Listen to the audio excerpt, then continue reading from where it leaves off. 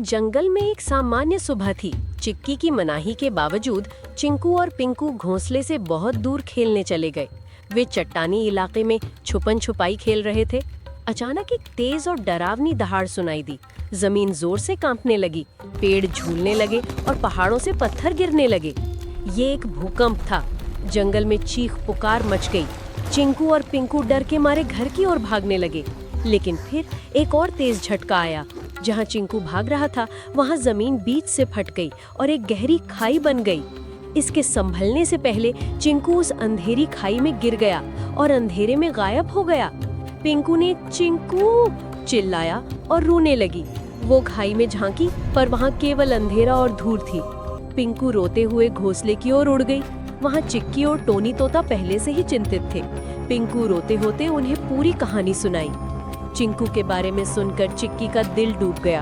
तीनों तुरंत उस स्थान पर पहुंचे। भूकंप ने जंगल को बुरी तरह तबाह कर दिया था। खाई बहुत गहरी और तंग थी। चिक्की ने पुकारा, चिंकू बेटे, क्या तुम मुझे सुन रहे हो?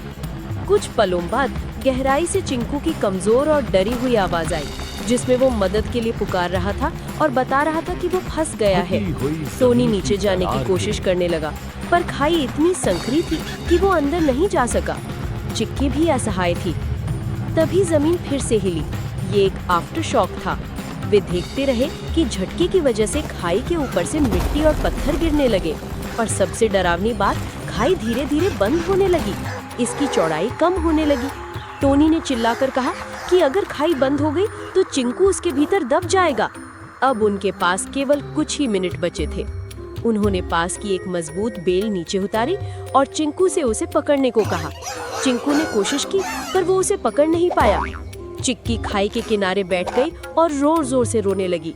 उसे लगा कि वो अपने बेटे को हमेशा के लिए उस अंधेरे में खो देगी। टोनी भी हिम्मत हार चुका था। चिक्की हार मानने ही वाली थी। तभी टोनी ने चिल्लाकर कहा, रुको चिक्की, हमें पहले इस खाई को बंद होने से रोकना होगा। टोनी की नजर पास पड़ी एक मजबूत और लंबी लकड़ी के टहन पर। उन्होंने एक योजना सोची। दोनों ने मिलकर भारी टहनी उठाई और उसे खाई के बीच में जकड़ दिया ताकि वो बंद न हो सके। ये बहुत मुश्किल था। तभी एक और तेज आफ्टर शॉक आया। खाई और संकरी हो गई। लकड़ी पर जबरदस्त दबाव पड़ा, पर वो नहीं टूटी। खाई बंद होना रुक गया। अब एक रास्ता था। टोनी ने जल्दी से लंबी बेल पकड़ ली। टोनी ने बेल को कसकर थामते हुए चिक्की को खाई में नीचे उतारा। अंधेरे और तंग स्थान में जाना बहुत खतरनाक था। वे चिंकू तक पहुंच गए। चिक्की ने तेजी से बेल को चिंकू के शरीर के चारों ओर बांध दिया। चिक्की ने चिल्लाकर कहा, खींचो टोनी, जल्दी। टोनी ने सारी ताकत लगा दी और उन्हें ऊपर खींचने लगा। मिट्टी गिर रही थी, टहन टूटने लगी थी। जैसे ही तीनों खाई से बाहर निकले, टहनी टूट गई और जोरदार आवाज के साथ खाई बंद हो गई। यदि एक पल भी देरी हो जाती तो सब कुछ खत्म हो जाता।